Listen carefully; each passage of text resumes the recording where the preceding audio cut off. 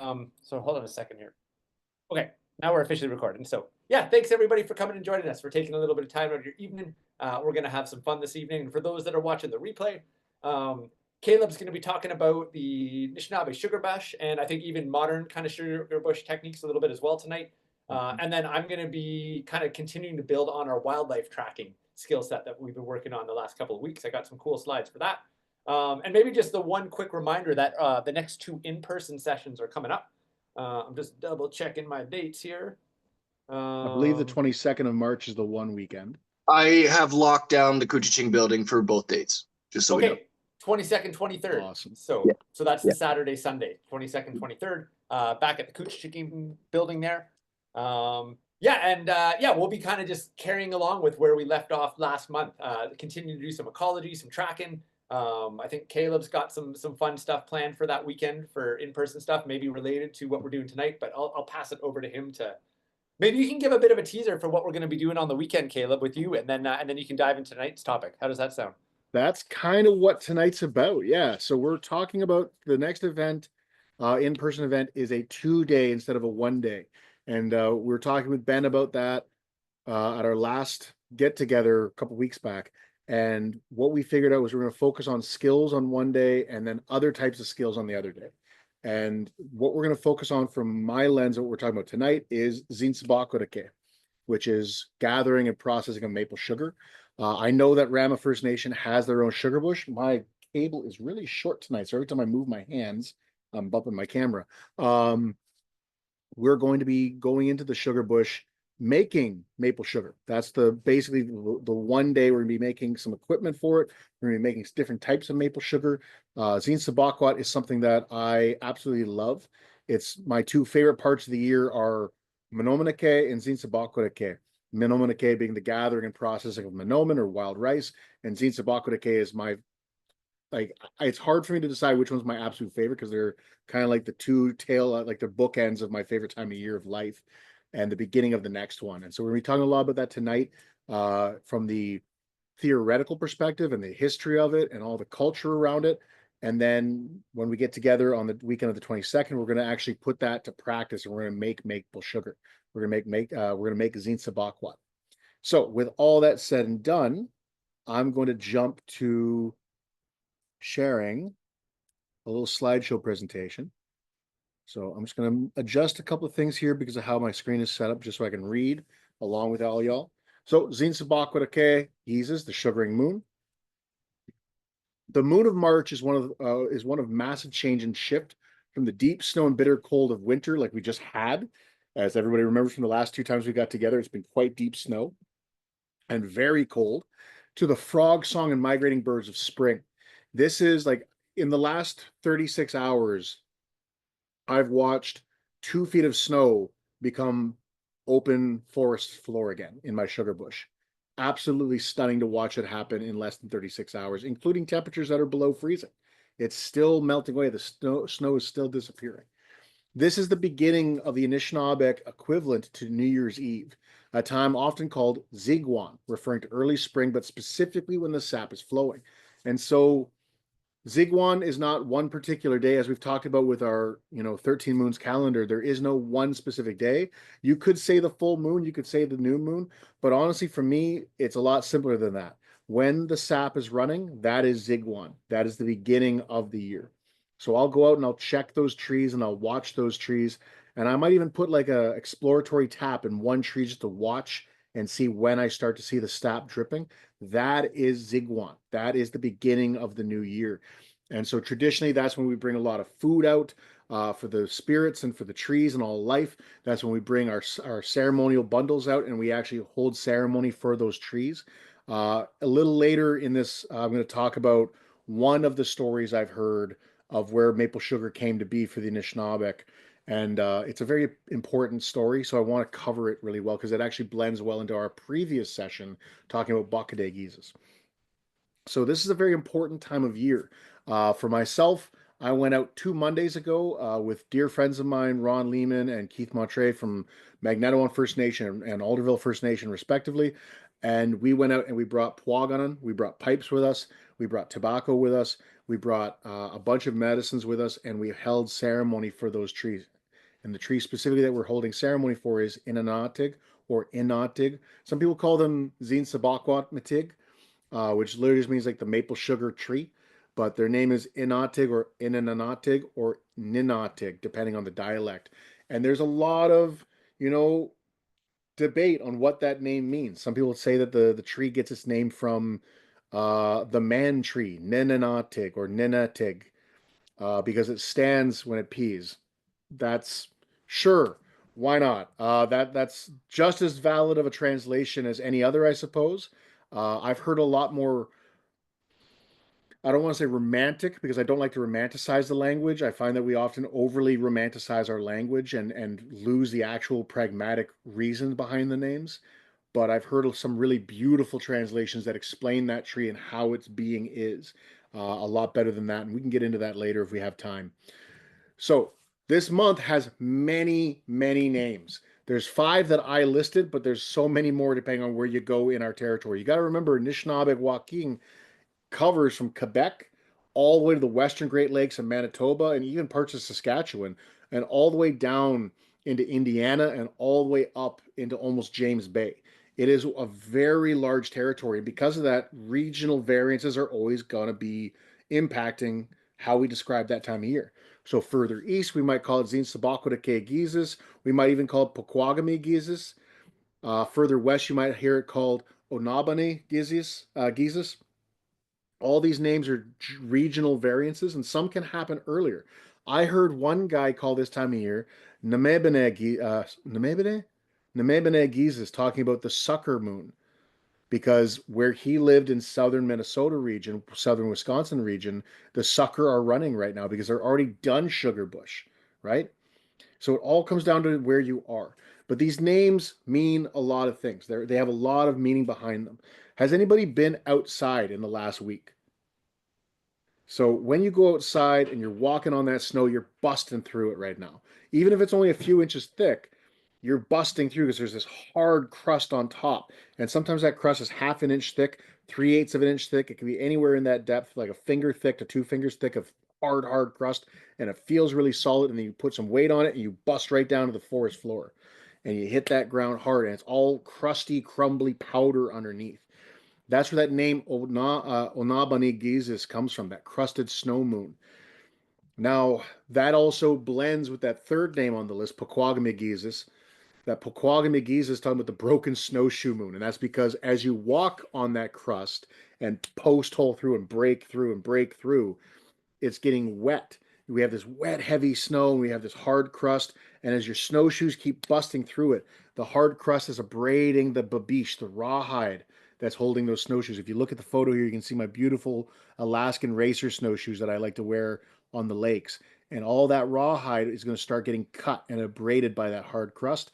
And as it gets busted through that crust, it gets into that wet, slushy snow, and it starts to stretch and weaken the rawhide, making it more prone to damage. And so this is the time of year where snowshoes become really frustrating to use. And some people in certain communities will actually ritually kill their snowshoes when they start their sugar bush. They'll come in and they'll put their snowshoe, their ogim, in the crotch of a tree or the fork of 2 trees and bend it until it snaps and then throw it into the fire to ritually kill their snowshoes because they're done using the damn things. They don't want to touch them again. They're gone. And they'll make new snowshoes come fall into winter. On deck, Giizis, we talked about this in our previous session, the crow moon, when you start to see those groups of crows forming up in fields, on lake shores, on roadsides, doing their thing. It's telling us that it's coming into this time. The last 2 names are pretty much the same thing. Ziinzibawaad Giizis, the maple sugar moon. Ziinzibawaad Giizis, the sugaring moon. The bringing together of all that sap and boiling it down and making sugar out of it. So those are the names. We're going to go by the Ziinzibawaad Giizis because it blends into what we're talking about tonight. We can go with any of them. They're all acceptable names. Don't get too into the weeds on the names. We're going to talk about maple sugar. The health benefits of maple sugar. So the first one is the glycemic index of maple sugar is 54, which is not really low. I want to make that very clear. It's not a low number. You know, it's still pretty high on the glycemic index. The difference is it's lower than other sugars. It's lower than white sugar. It's lower than raw cane sugar. It's lower than honey in most cases. There are some varieties of honey that are around 50, but those are pretty uncommon and pretty expensive varieties. They're not your average honey. Most honey is around between 55 and 60 on the glycemic index. The glycemic index is basically roughly explaining what happens to your body when it intakes that food and what your sugar spike is going to be like compared to the insulin spike that's going to be the response to that. Unlike refined sugars, maple sugar, when done the traditional way, and we're going to explain that a little bit later, has not been heavily filtered or refined, leading to the natural chemicals of the tree's sap to still be present and also active, and even more importantly, concentrated. Remember, it's with a sugar maple, it's about a 40-to-1 ratio. You get 40 liters of sap, you'll make 1 liter of syrup. But that syrup is going to have sugar and all of those natural hormones, dietary fiber, all these different compounds in them, which reduces the response of your insulin to the blood sugar content. So it actually lowers your insulinic response. So that glycemic index we're talking about is really important to talk about, but we got to realize that maple sugar is even more beneficial because it doesn't spike like white sugar does or brown sugar does or anything else like that, high fructose corn syrup, any of that stuff. They spike your blood sugar, and that causes your insulin to have to come out in large amounts to lower it back down, right? And that's where you keep doing that again and again and again. Your body gets accustomed to that level of insulin. Your body has to start producing more insulin in the pancreas. And eventually you can only produce so much insulin. And now you are insulin resistant, which means you are diabetic. So that insulin resistance is reduced and that responsive insulin is reduced because of the maple sugar's compounds. It's actually beneficial if you're going to eat if you want to eat sweet things, it's best not to ingest a lot of sugar if you're diabetic, as myself or many of us are, because remember, we are twice as likely to be diabetic as any other average Canadian. Indigenous people, First Nations people, our population is 27% diabetic since 2010. Since 2010, 27% of Anishinaabe, Haudenosaunee, Lenni Lenape, Mushkegowuk, Nehiyawak peoples, 27% of our population are type 2 diabetic. You compare that to the average Canadian population, 13% of their population. Half, less than half. So we need to take this stuff seriously when it comes down to our health. I heard when I was a kid, and my mother talked about it all the time up in James Bay where we lived in when I was a baby, that the elders would say, if you live a traditional diet, these health concerns go away. The three of the biggest health concerns we have in our communities are heart disease, diabetes, and mental health problems. And a lot of those can be connected to our hormonal response to the foods we're intaking. I'm not saying that we can cure a lot of these problems by directly going back to a traditional diet, but we can definitely reduce the symptoms and reduce the health issues of our people by going to traditional diets. We didn't have a word for diabetes prior to the 1950s. It didn't exist. Do you know what the ancient Greek had for a word? Diabetes. They've had that word in their lexicon in Europe and Eurasia for thousands of years. We didn't have that word until the 1950s when we knew what it was. As soon as people started to get sick, I can't remember exactly how to pronounce it anymore. I got to hang out with more language speakers. But one of the translations of the name is sugar sickness. We knew at early on in the 1930s, 1940s, and officially named it in the 50s, the sugar sickness. We knew what it was. So maple sugar, wild rice, acorns, fish, meat from the land, these country foods are beneficial to our bodies beyond just simply being free or at least more affordable than city food and town food, right? Oh, and that photo there, that is maple sugar that had just finished being made. Right there, you can see some of the cans of syrup we had to use to make it because last year was horrible for Sugar Bush. We did not have a lot of maple syrup to boil down. Iskigamizagan, the Sugar Bush or the Sugar Camp. This is a photo from 2018 with my nephews, my sister, and my best friend Keith. This is from last year right here, these big, beautiful cauldrons over the fire, each one of those holding about 30 to 40 gallons of sap. The Sugar Bush is where traditionally families would work together enough, work to gather enough maple sugar to support them for the rest of the year. Nowadays, it's a lot more like individual. You'll know like Brandon Smoke from Alderville has a sugar bush. Caleb Musgrave from Hiawatha has a sugar bush. It's no longer the Musgraves and the Smokes. It's one person runs a sugar bush now because of industrialization of technology. Simple as that. And because we have to have regular, real jobs these days. So that's an important part to it, is that we've changed our dynamics in the sugar bush over the last few generations. The average Anishinaabe family could produce several hundred pounds of maple sugar in a season for food and for trading or selling. Sugar camps were often the first big adventure after the long cold of the winter camps. People would stay in their winter camps trapping, ice fishing, hunting throughout the winter to stay alive and live off of the reserves of the food they've gathered. And then come sugar bush, people would go back out onto the land and start to see the land open up, and they're having fun. They're trapping muskrat, spearing muskrat, trapping beaver, ice fishing while doing all this sugar, but also hunting the geese and ducks that are coming back. How many of us have been hearing geese the last couple of days? I've been hearing red-winged blackbirds for 5 days now.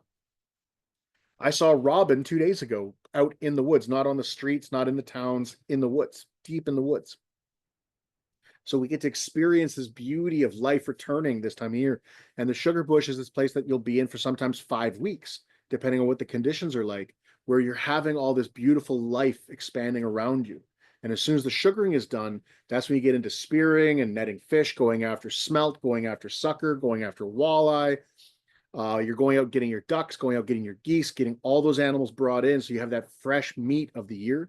But it's also, as soon as that sap is done really running, that's when the ephemerals start to come up, the spring ephemerals, the leeks, the fiddleheads, all these wild foods that start to come back to us after this time of year. And that's where that creation story of the maple sugar bush kind of starts. There's a lot of different stories. And again, every community has their own iterations or their own variations of these stories. The one that I've always loved came from Porky's Sugar Bush. It's actually a video you can find on YouTube, I believe from Wisconsin, amongst the Anishinaabe that are there.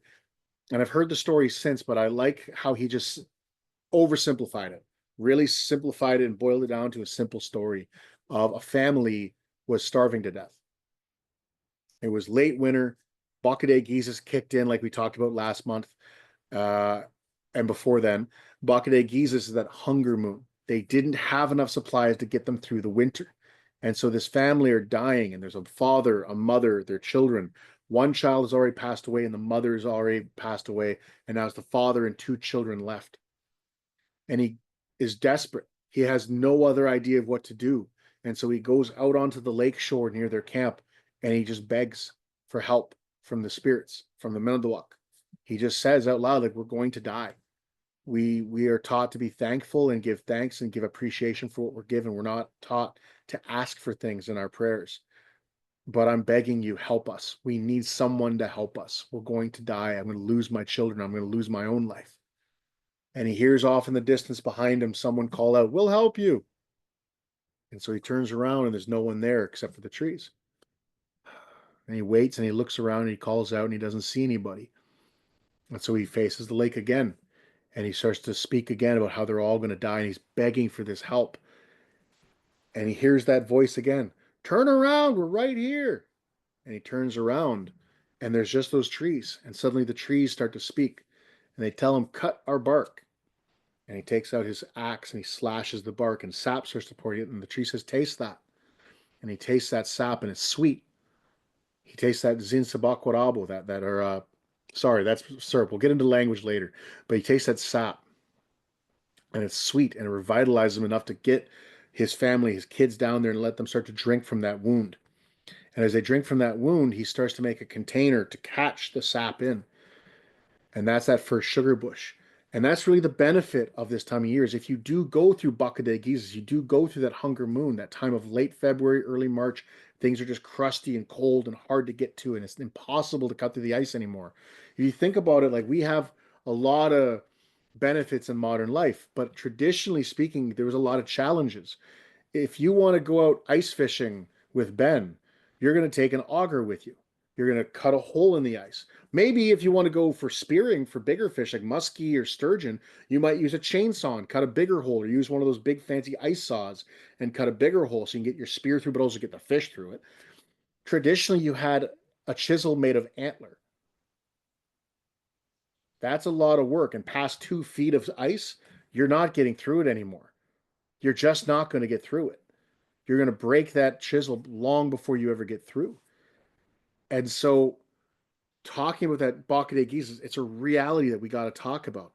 And so you can easily understand that this sugar bush is a literal lifesaver. It gives you all this beautiful nourishment as life starts to come back into the woods around you. It holds you over. There's documentations from the 1600s and the 1700s and even in the 1900s of Lenni Lenape, Anishinaabe, and I believe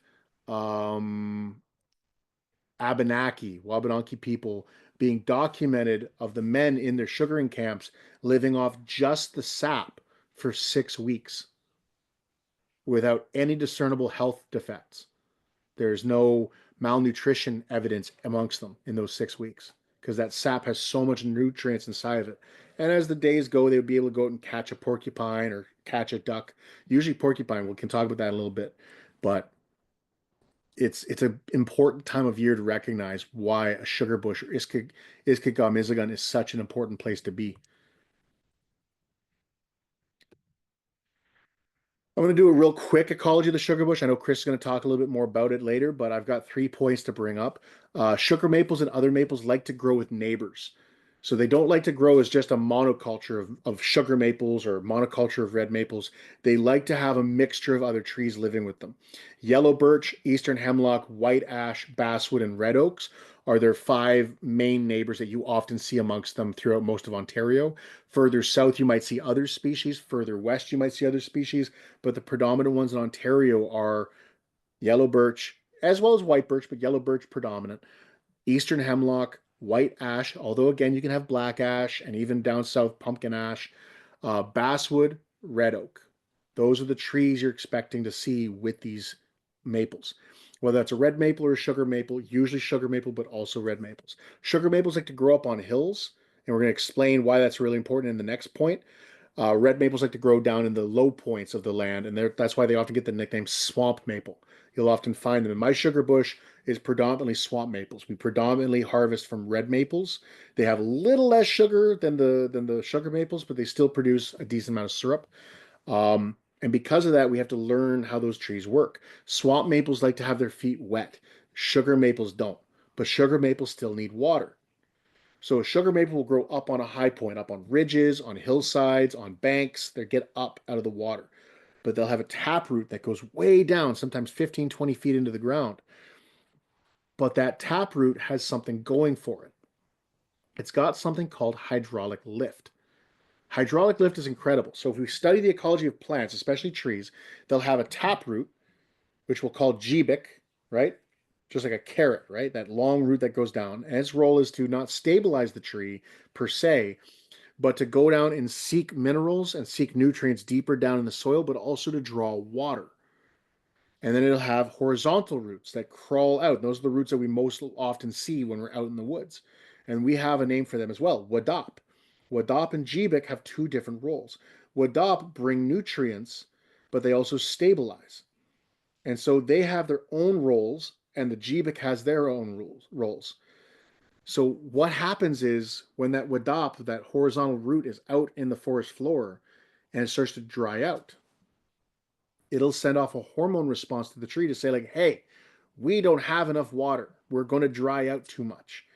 And so the sugar maple, unlike a lot of other trees, it's a really unique thing, sends that hormonal response and it reads that hormonal response and sends a new hormonal response to its taproot. And it says, suck. And it'll cause sometimes a 150-foot deep water elevator effect. Water starts to get caused from negative, basically starts to draw and draw and draw. And as that upward pressure causes a negative pressure, water gets drawn up. And as that water gets closer to the surface, it's expunged into the soil around the tree. Has anybody ever walked through a maple forest in the late spring, or sorry, in mid-spring, before the trees fully leaf out? Look at how much life you see at the feet of a maple tree. You'll see, just in this, like in this photo, carpets of wild leeks. You'll see bloodroot. You'll see May apples. You'll see sometimes in the right place you'll find ostrich fern, fiddleheads. You'll find May apples. So many species of plants. Robert's geranium. Just the list goes on of all these plants living right at the base of all these maples. Trout lily is one of the most common ones I ever see. And these plants are living there because of the water elevator effect, the hydraulic lift of that taproot. It's a natural irrigation system built into the forest floor.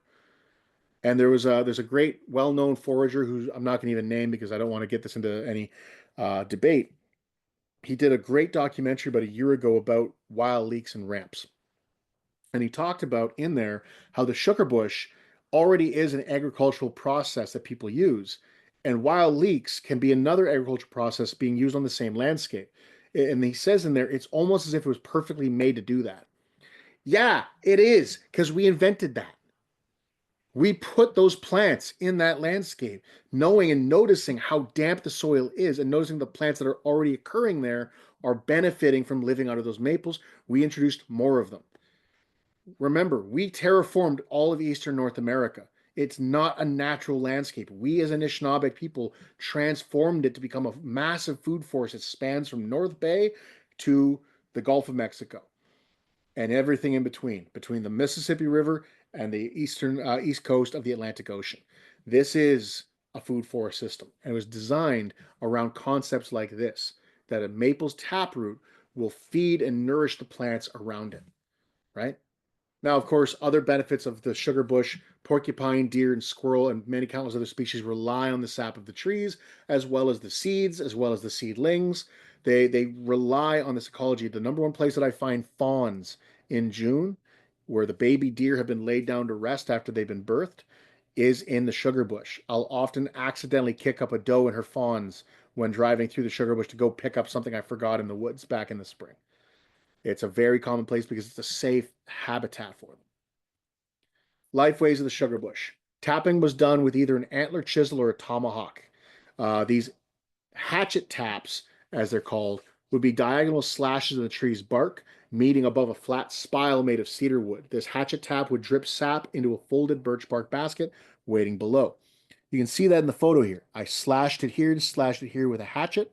I cleaned the bark up, and then I drove this piece of cedar in below them. And it makes this kind of Y shape, right?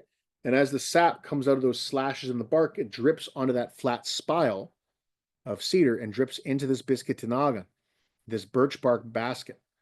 And that's going to collect the sap. Later, as industry changed, so did we. Most Anishinaabe have never even seen a hatchet tap, let alone know how to do them. So up above, this is why I love this photo, is right above it, what do you see? A modern steel bucket with a steel lid and a modern tap in the same tree. This was done up in Elder Doug Williambaugh's sugar bush in 2019 or 2020, I believe is, may have been 2019. One of my favorite places to be, and this was a really nice experience, was to watch somebody tap this tree with a modern kit, and then Elder Doug say to me, "Hey, do you want to show them how to do it the old way?" I'm like, "Yeah, sure. Which tree?" He goes, "Same tree. There's enough space. Go ahead." And we hatchet tapped and did a modern tap on the same tree. Freezing and boiling. Once the sap was collected, it would be left in bark pans. These are usually large sheets of birch or basswood bark, and every few hours, the youth in the camp would go along and break off the ice forming and dispose of it. Between porcupine hunts and preparing their fishing nets and spears and all the other tasks that they had to have get done at that time of year, they were going around just picking the ice out of the pans and just throwing it. The sugar-dense portion of the sap freezes at a lower temperature than the sugar-free portions. Sugar doesn't freeze per se, and so any liquid that has a lot of sugar content doesn't freeze solid until it gets really, really cold, and the sugar crystals can no longer prevent the freezing to happen. So if it's -5 out, your cherry Pepsi Zero isn't going to necessarily freeze solid, but it's going to start getting kind of crusty.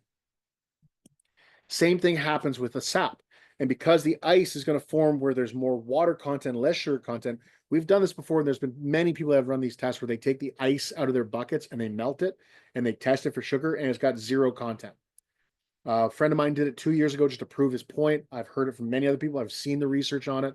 As long as not the entire bucket is frozen and it's just that crust on top, you're collecting no sugar in that. So feel free to get rid of the ice. And that's an important thing to think about when we're talking about pre-contact, right? If we have to boil all of our sap down before we had cast iron cauldrons, stainless steel evaporators, copper kettles, all we had was all the old school ways prior to European contact, Freezing the sap saves you a lot of boiling time. It goes beyond just the cooking vessels. How do you get enough firewood in your sugar bush before chainsaws, crosscut saws, steel axes? You have to collect that wood. Stone axes aren't made for gathering firewood. Stone axes are for making things. So you have to gather enough dead wood to keep that fire boiling the sap. So if you can reduce the boil time, do it. And that was the way we did it for thousands of generations. Take the ice off the top, throw it away. Simple as that. Boiling then and now. For over 5,000 years, Anishinaabe have been using clay pots to cook food and boil down maple sugar. Here's a beautiful photo we took back in 2018. This was when Chris's wife Laura came down to experience our sugar bush workshop that we held here in Hiawatha First Nation. This was the year that I had this beautiful clay pot made by Tashi Smoke from Akwesasne First Nation or Akwesasne Mohawk Territory. This clay pot we filled up with about 1.5 gallons of maple syrup, and we boiled it down as the day went just by raking coals under it. And if you look in that bottom right corner, you see this kind of crust forming. That's sugar crystal. That is maple sugar crystal forming. By the next morning, it had slow cooked off all the water and made itself into maple sugar for us without us having to do any extra work. It was like the crock pot option for maple sugar. It was the easiest way to ever make maple sugar. Hot rock boiling is what a lot of outdoor ed centers demonstrate to people, and what a lot of people have been teaching as the Native American way to make maple syrup. They get a big log, they chop a hole in it, they fill it with sap, and they throw hot rocks in there. And they show it sputtering and spilling and spitting and smoking and steaming. And then you see this sludge at the bottom full of gravel and sand. And they're like, and that's how the Indians did it. Nope. Hot rock boiling is a technique for cooking. I don't want to discredit that. Okay? We did cook with hot rocks. It's a great way to cook. But if you're making a soup or a stew or just boiling water, that's one thing. If you're spending 40-to-1 ratio of concentration, that's a different thing.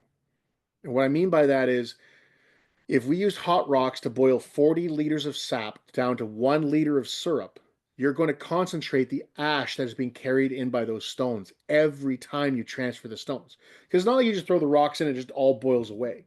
It boils and then you got to change the stones and reheat them, right? You're constantly swapping them in and out and keeping it going and keeping it at a regular boil or simmer. And it can be very efficient. I've boiled things for hours with hot rocks before. It's incredibly efficient, but it's not efficient when you're trying to boil down a 40-to-1 ratio. 40 times the volume down to 1 volume, right? And all that ash, no matter what you do with those rocks, you can polish them until they're smooth as marble. You can have a little clean water bin where you dip the stone in first to wash off the ash. You can have a brush like we use at a sweat lodge to brush off, like a spruce bough or a cedar bough brush to knock off all the ash. There's still going to be ash. And we proved this back in 2017 or 20, I think it was 2017, where we did 3 different attempts on 4 different days, or over a 4-day period, we did 3 different boils, and we boiled it down. We took 40 liters, we boiled it down in hot rock boiling, and then we used pH strips. And it came out to the same alkalinity as bleach. Who here thinks it's a good idea to drink bleach? Who here thinks it's a great idea to put bleach on their pancakes? Who here thinks that we should make our medicine with bleach in it? I think we're all like, I'm sounding very passive aggressive here, but this is because I've been dealing with this myth for over a decade. We never used hot rocks to boil down our maple sap because we had clay pots for 5,000 years. Now, for the past several centuries, we have had access to European goods, and that includes copper pots, cast iron cauldrons, and many other vessels over an open fire. And that's how I do it at my camp. We use cast iron cauldrons, we hang them over a fire, we build up an iskikam mizigan over the fire, and we stay there for several days to several weeks, and we just boil until the sap is all done, and we reduce it down to syrup, and then we reduce the syrup to sugar. Since the 1900s, many of us employ modern evaporators and even things like reverse osmosis systems, which are space age technology compared to what we've been doing for generations before. It's incredible. Sugaring is the final step. Now, if you think about traditional Anishinaabe people, we didn't have glass bottles.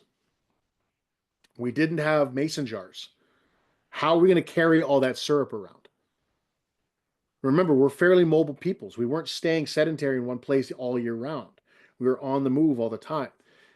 Now, what do you think happens if you are on the move all the time and you have clay pots or birch bark baskets full of maple syrup? What do you think is going to eventually happen? It's going to spill, right? You're going to lose it. And then what happens? The syrup gets into the dirt, and are you going to be able to sweep that all back up and put it back in your pot or into your basket or into your container? No, it's not going to work. But also, bugs are going to get into it. Dust is going to get into it. Animal hair is going to get into it. Sugaring and making maple sugar, Ziinzibawaad itself, if you spill a birch bark basket of maple sugar, you can sweep the majority of it back into the basket. You can carry it over long distances. It keeps really well. I have maple sugar in my house that's 15 years old, and we're still using it because it's still good. How to make maple sugar, there's two different ways to do it. You can make cake or you can make granular sugar or granulated sugar. There's another way, which is called pulled sugar, which is that whole maple taffy that we all have experienced as kids with snow. Hopefully we all experienced it. If you haven't experienced it, get yourself a little bottle of maple syrup, boil it until it's about to burn, and then pour it over snow. Clean snow, not where your dog has been using it as a bathroom. Clean white snow, pour it over the clean white snow, and then take a couple little sticks or toothpicks or shish kebab skewers, popsicle sticks, whatever you got, and start to stretch it in the snow and then roll it up, and it becomes taffy. This is what we call in the language pulled sugar. But the two ways that I'm going to talk about here are how we would make sugar for long-term use. So at about 104 degrees, not degrees. Wow, Caleb, you are really good at spelling. I love reading my own notes.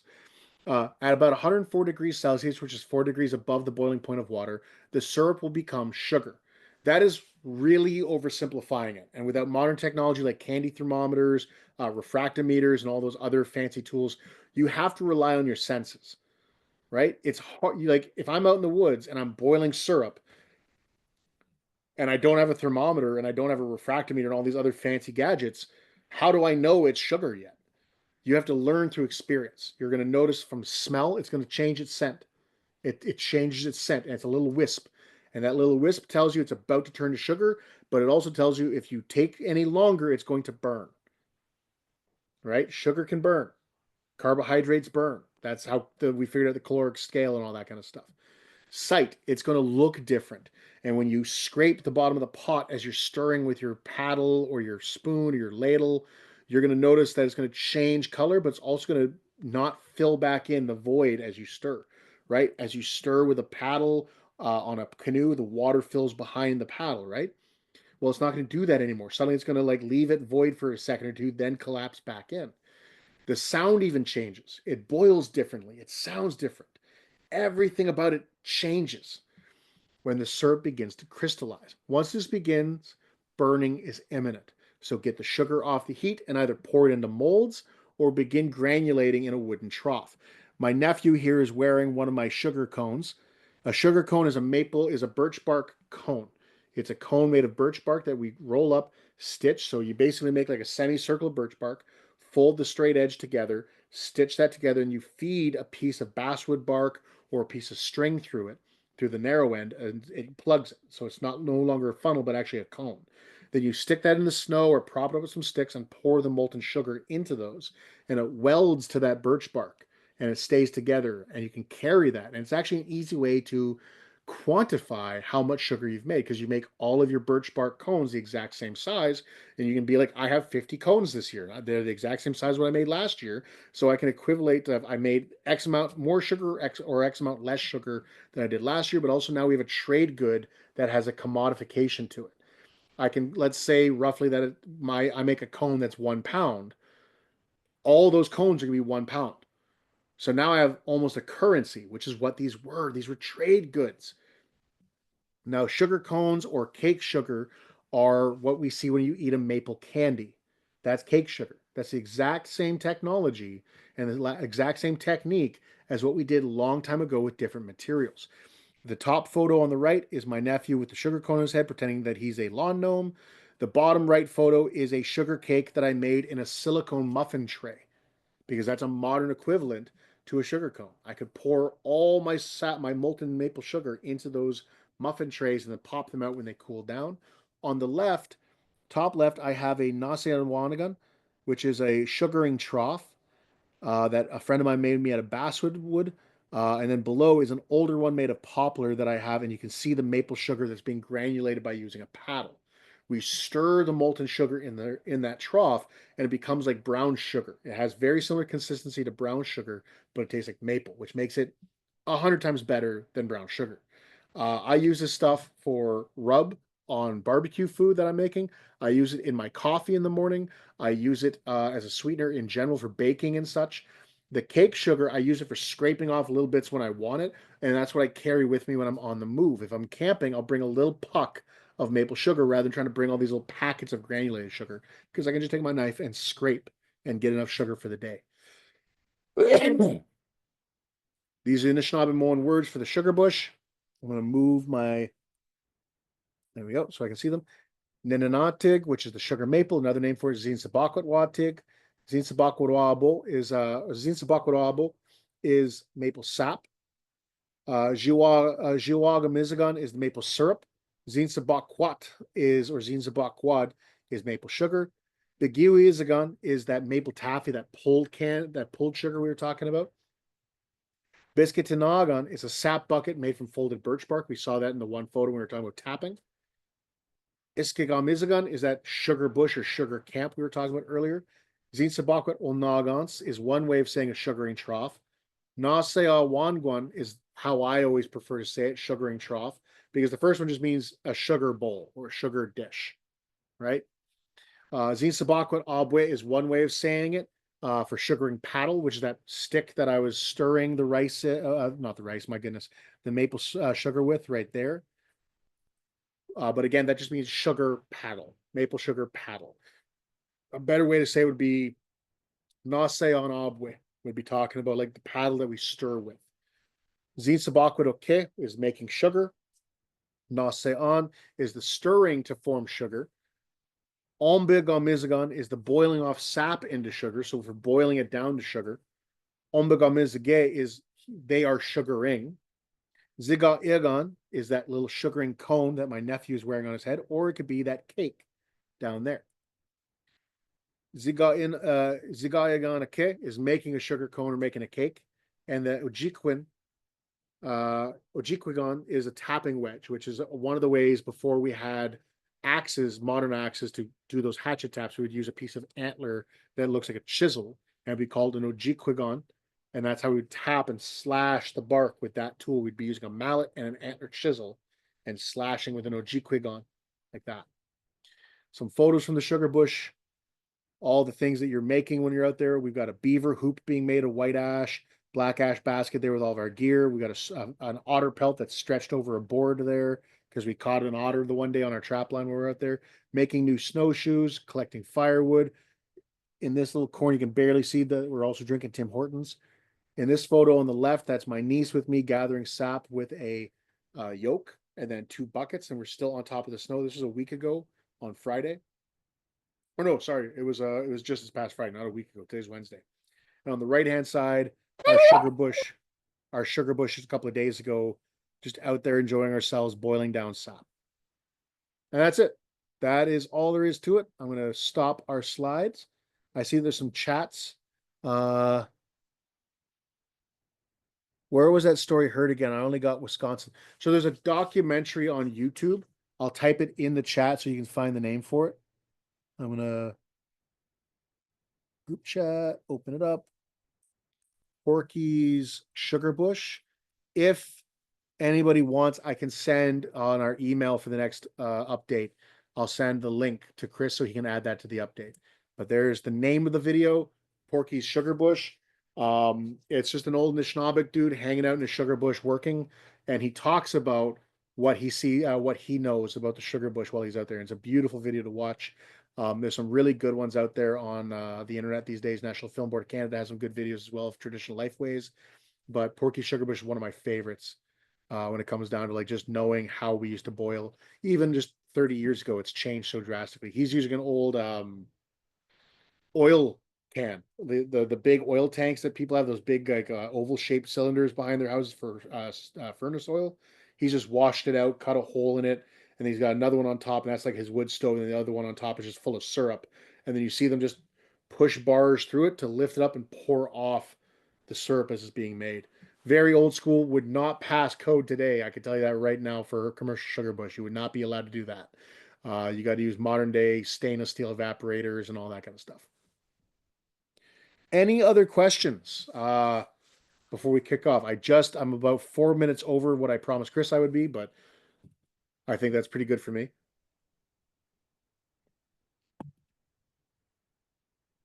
Anybody else? Questions? Going once. Here, I'll throw it in. I'm Please. just curious. I'm not sure if you'll know this one or not, but I'm just thinking about some of the sounds in the words there, Inautic, and Ziinzibawaad. Like that autig. Is there some significance to that last part of that word? Because it seems like that was in like multiple of the different words Yep. around maple. So tig is talking about a tree. Ah. So here, like wigwaswatig is like the full name for a white birch. Then you'll hear Ziinzibawaad or Ziinzibawaad, which is talking about a sugar tree. You'll hear Wigopwatig, which is a basswood, the tree that we get bark from, the tree that we get rope from, Wigopwatig. Matigwabuk is another name for a tree. You can often hear that bok at the end of names or ok, and that's talking more about the wood. So if you hear like Matigwabuk, the Matigwab is a hunting bow, right? Matigwabuk, the wood that we get a bow from, that would be a hickory. Whereas Ogam is a snowshoe, but then you hear it in the name for white ash, Ogamuk, the wood we get a snowshoe from. So the names, that last, I can't remember if the term is a suffix, and because we're recording, I don't want to say whether it's a suffix or not. But that last part of the word is often describing the action, the actual like relationship of how it's interacting with everything else. And so that tig is talking about like a stick or a being that's still like a tree. The ok is going to talk about the wood. So like, yeah, Matigwabuk versus like Matigaminj, you'll hear that Matig in there, Matig. So like Matigwabuk is talking about the tree that we get a bow from, and that bow is saying Matig, as well as Matigmin for an oak, or Matigaminj for an oak, and then Matigamin for the acorn, the tree, the nut tree, or the fruiting body tree. That's the language is rad. Learn the language. I say this every time we get together. Learn the language as much as you can. I know like whatever gap there is between my fingers there of Anishinaabe, and it's enlightened me in so many ways of what I'm looking at in the woods. So learn your language, learn Anishinaabe, and you're going to understand the land better. It's going to give you all the answers you should have known in the first place. Amazing. Thank you. No problem. Anyone else? If not, I'm going to shut off my mic and let Chris start talking. I think why don't we take a 5-minute little stretch Good break? idea. So if people want to get some water, have a little break, I'm going to hit pause. And then, yeah, when we come back, I'm going to do probably 20, 30 minutes on wildlife tracking and reading the signs of nature. So, okay, sweet. Well, I'm going to pull up a slideshow here and we're going to, take another 20 minutes here and kind of build. I can't remember. I'm looking at Gord and Emily and the other folks on here. Who's been on the first call or the last two calls? Oh, I'm going to unpin Caleb there too. I can't remember who's been there because this is kind of building off of what we did on the last two calls, and I can't really remember who was here or not. Maybe I'll do a little quick review. So one of the things I had shared on our last call was this great little grid here. And if you weren't on it, you might want to just take a picture of it. And it's kind of a real simple tracking key that allows us to look at patterns on the ground and then quickly put it into a family grouping. And we also talked about, what are the major family groupings that we have in Ontario here. So, we've got the hares or the rabbits, we've got the rodents, the canines, the mustelids, which are the weasels, your felines, your ungulates, which are your hoofed animals. And then all these other ones are kind of their own unique families, bears, raccoons, opossums, skunks, moles, shrews, bats. And one thing that each one of those groupings share is because they're evolutionarily related, their bodies have been designed in similar ways and their life strategies. So that shows up in their footprints. So for example, we talked about how, you know, the rodents is the only family where they have 4 toes that usually register on the front foot and 5 toes on the back. So if you find a track that has a really clear register and there's only 4 toes on the front and there's 5 on the back, it kind of puts you in the rodent group, right? Versus, you know, if you're looking at an animal and it has clearly only has 4 toes, then it's not going to be a weasel. Oh, where are the weasels? Did I not have weasels on here? Oh, that's funny. The weasels somehow didn't end up on this chart here.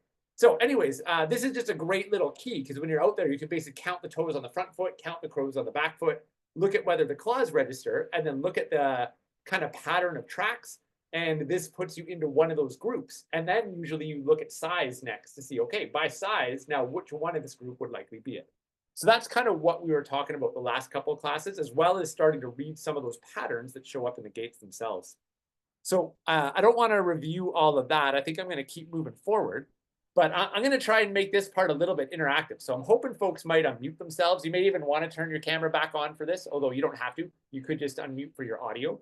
But let's do a little bit of a tracking quiz here. So here's the first track we're going to look at, and there's not a lot of scale here, but I'll tell you that these tracks are maybe 2.5 inches in length and, you know, maybe 1.5 inches in width. So these are pretty small tracks, you know, a couple of inches long. And the first question I'll just ask is like, is this, yeah, who do you think this maybe is? And is this the same animal in both pictures or a different animal in both pictures? Both tracks, even though the one on the right looks bigger, it's actually the same size as the one on the left. Pretty close anyways.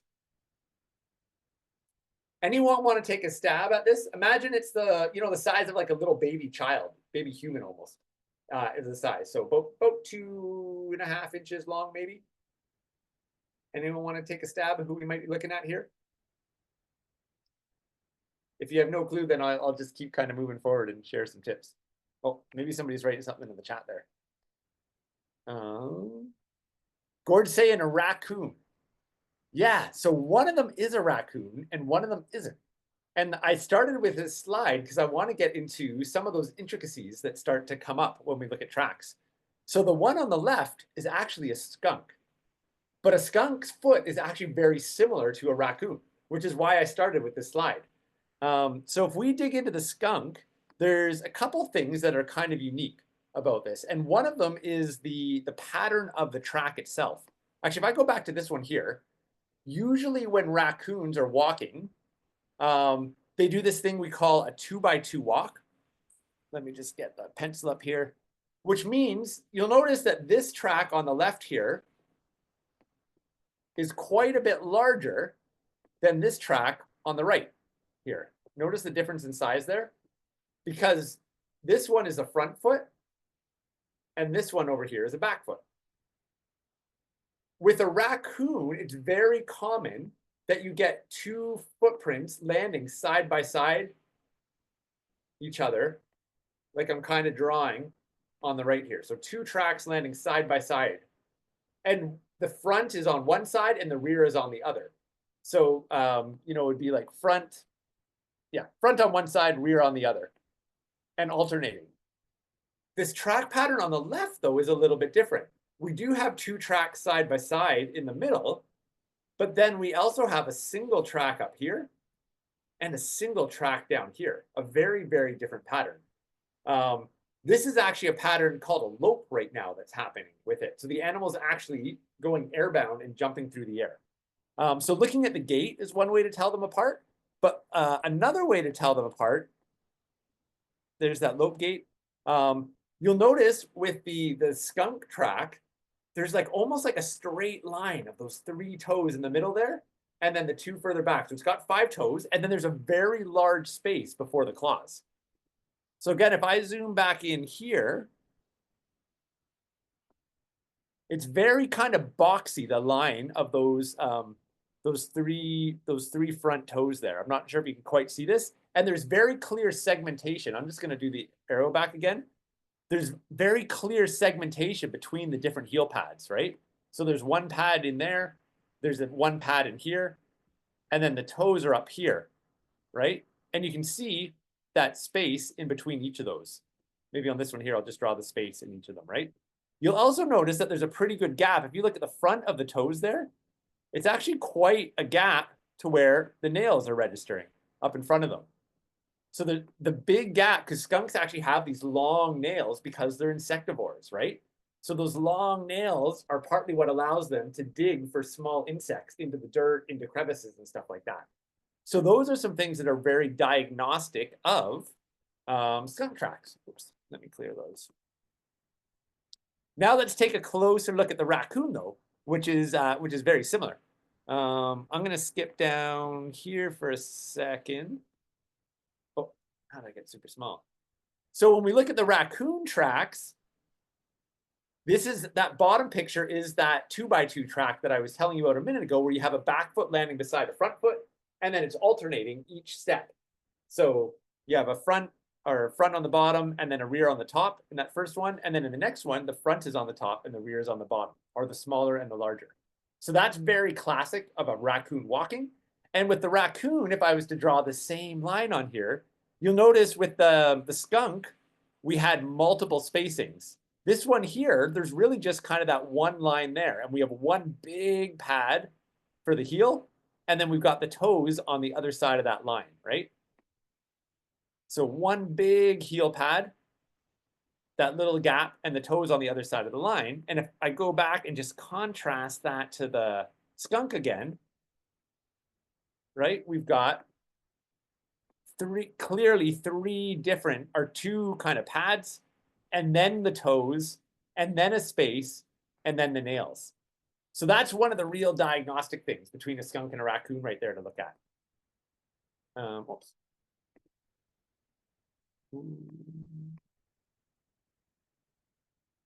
So let's look at these two now, which are also very similar. And this one has a bit better scale for you. So looking at these tracks now, there's something very similar in them. They're almost identical in size, but there's something also fairly different as well.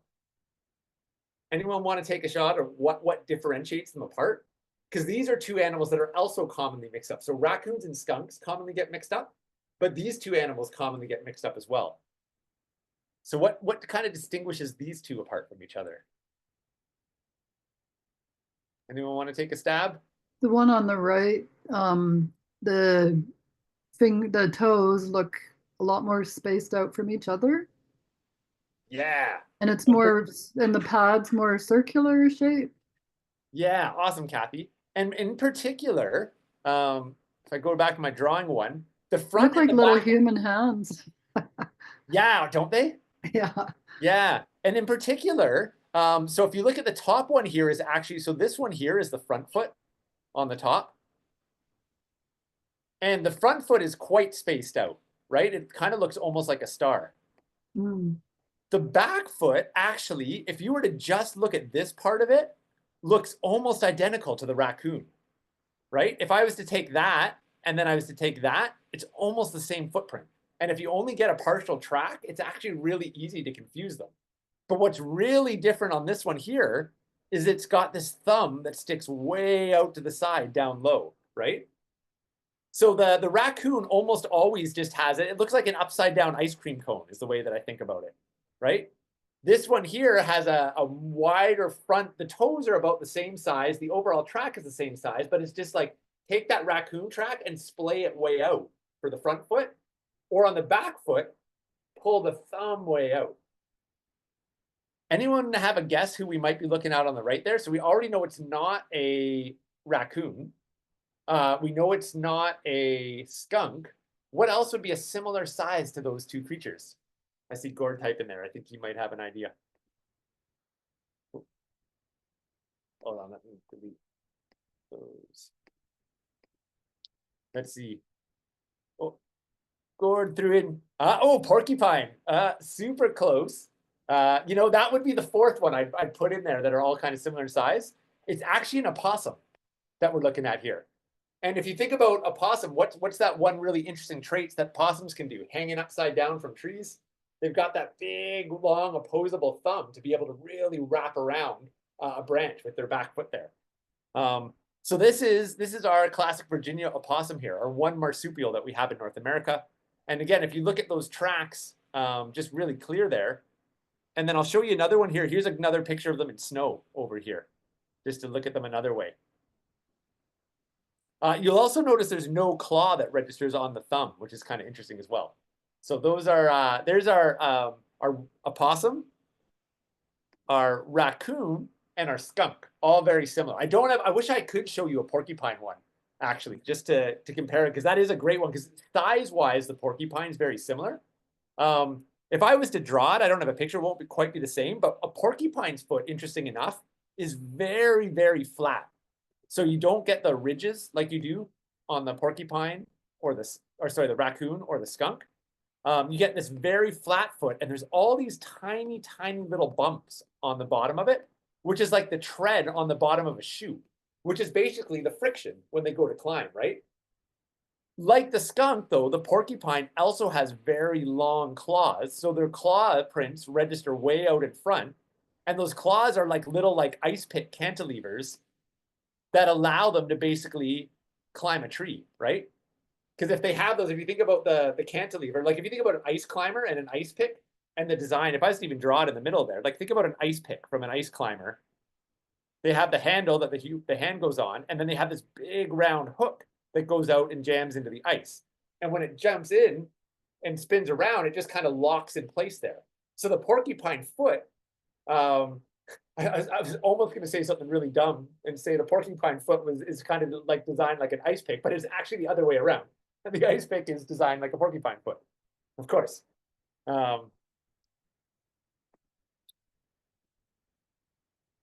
So that's a great one. All four of them, though, here's the important thing. All four of them are very similar in size. And with a really quick glance, it'd be really easy to just look down and be like, oh, that's a raccoon. And it's one of the things that I really love about teaching tracking. Teaching tracking teaches us so much about how our brains work and how quickly we sometimes pass judgments without all the information. The number of times I take people out tracking, and I'm just like, hey, what's this? And they take a quick glance and they say, oh, it's a rabbit, or oh, it's a squirrel, or oh, it's a fox. And then I'm able to get down on my hands and knees and show them why it's not. And then they're just like, oh, geez, I never missed that. And it kind of makes you see like, oh, wow, like how often in life do I just kind of get a quick image of something and then form an opinion about what I think it is without really objectively looking at the details. So tracking really challenges us to slow down and really look at the intricate details in there, because there's so many things that are easy to mix up. So let's look at a couple more here. Here is a common group that I see mixed up all the time. So there's one on the left and there's one on the right. And you don't need to worry about the exact species here. I'll give you a little bit of scale. So the one on the right is probably pretty close to my hand. If I was to just make a handprint on the ground, the one on the right is pretty close. The one on the left is probably about the length of my head and maybe the width of my head as well. So the one on the left is substantially bigger than the one on the right. But without even having size there or scale, there's something very distinct about these patterns that actually are diagnostic in telling which is which. Anyone want to take a stab at that?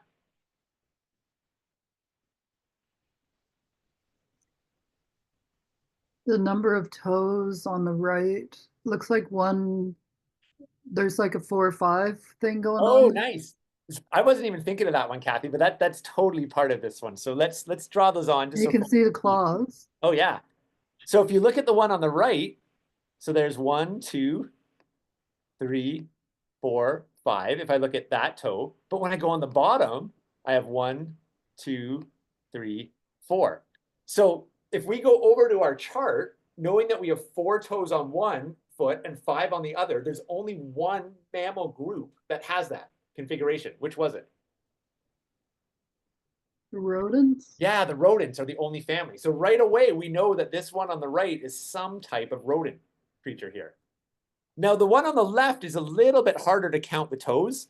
I mean, I kind of see 1, 2, maybe 3, 4, something like that. But like from this picture, I wouldn't be very confident to say, does this have 4 or 5 from the picture itself, right? But what else is different about the pattern between these two? There's 2 side by side and 2, one in front of the other. Yeah. And they're So such an odd shape. Like they look like little snowshoes or something. totally. Yeah. So this is big as well. So this is the back foot on our rodent here. The larger foot is the back foot. The smaller feet side by side are the front feet right in there.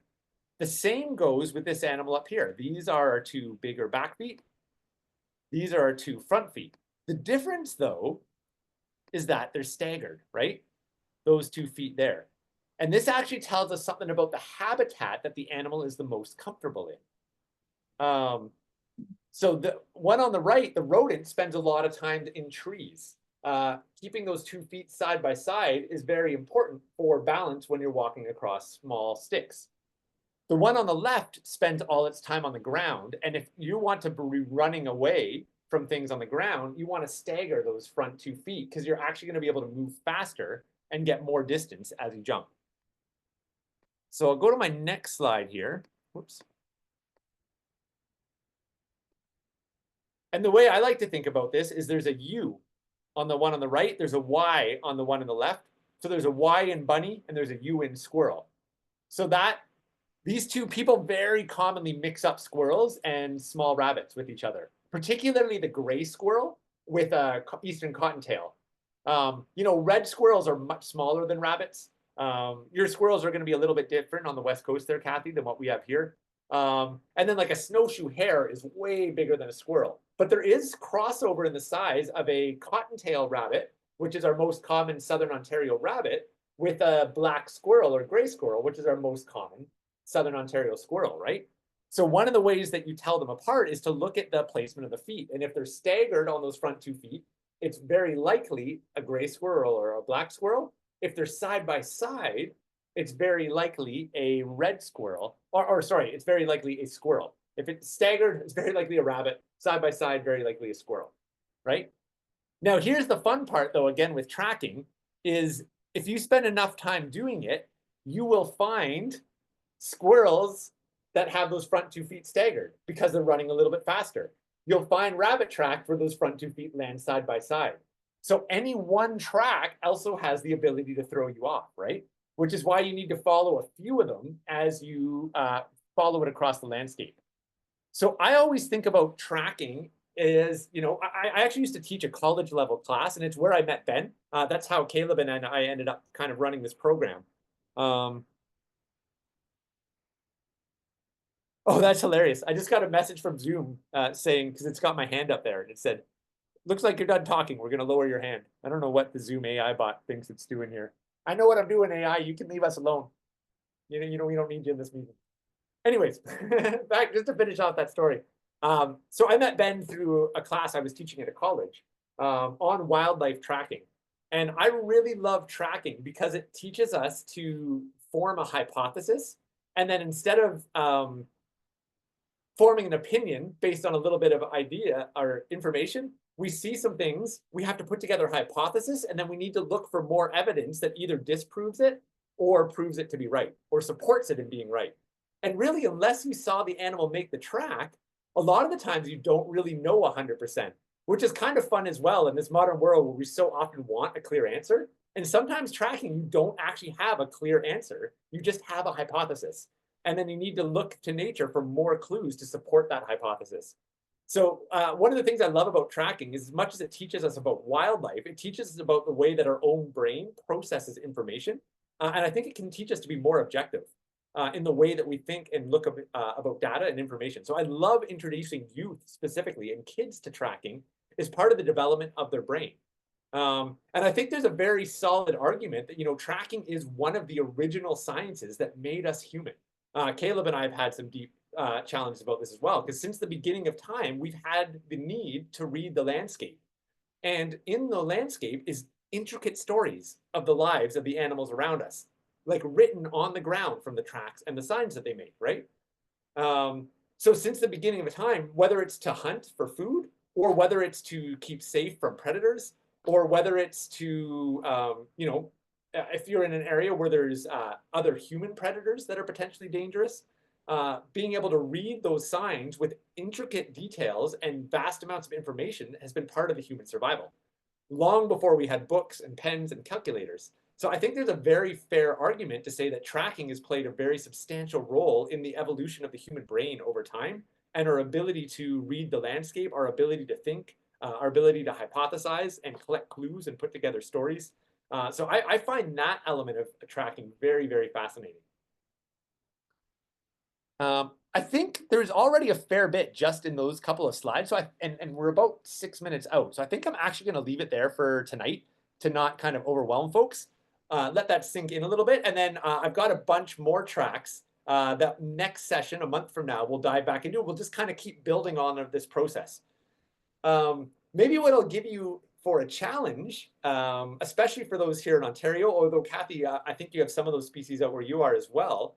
You know, the raccoons, the skunks, the chipmunks have all been pretty quiet the last little bit through the wintertime, right? This is the time of year when they start to emerge again. We start to see them becoming more active. So I'd encourage you to look for tracks when you're out and about that look about the size of baby feet. And then instead of just being like, oh, cool, it's a raccoon, actually get down there and ask some questions and ground truth that. Is it a skunk? Is it a raccoon? Is it a porcupine? Is it something else altogether? And then maybe start playing around with seeing that pattern between the staggered foot of our rabbits, our legomorphs, and the 2 feet side by side with our rodents. So our squirrels, our mice, things of that nature. Looks like Caleb wanted to share something there. And then if anybody has any questions or anything else, please. Someone titled iPhone. I don't have your name, but you sent a direct message to me, not to the group. So Chris, there's a question for you they sent to me by accident. Is there a book on tracking you would recommend? Oh, yeah. My favorite book by a long shot is by an author called Mark Elbroch. I'll put it in the chat here. Mark Elbroch. It is one of the more expensive tracking books out there. You know, it might be like $60, $70, something like that. But it is so, it's the most comprehensive tracking book I've ever come across. And it's just called Mammal, Track, and Sign by Mark Elbroch. So it will show up in the chat there in a minute. What I love about Mark's book, I'll try and remember to bring it our next weekend so you can take a look at it. A lot of tracking books, when you look at them, they'll have a picture of an animal's track, and then it'll maybe be just like a perfect picture in the mud or snow, or maybe it'll just be a hand-drawn track. And what you'll find is when you go out into the field, it's like, oh, well, I'm not tracking in like perfectly crystal clear mud right now. The track doesn't look like anything in this book, right? Because the track is going to look different in wet sand than it is in dry sand. It's going to be different in shallow mud to deep mud. It's going to be different in moist snow to dry snow. Like tracks can vary a lot depending on the substrate. So in Mark's book, he'll have pictures of the tracks in all different substrates. On top of that, he has vast detailed pictures of what we call animal sign track.